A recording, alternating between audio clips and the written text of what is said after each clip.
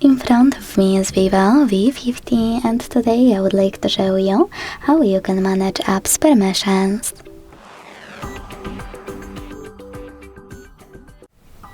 Begin by opening Settings and scrolling down to click on Security and Privacy. Then scroll again to tap on Permission Manager and click on one of those devices features you wish to manage. Now tap on one of your apps and select one of those options. Allowed only while using the app, ask every time, or don't allow. If you want to, you can also select See All Permissions at the bottom and manage all of those, only for a chosen app, the same way. Thanks so much for watching. If you enjoyed this video, leave a like, comment and subscribe. Bye!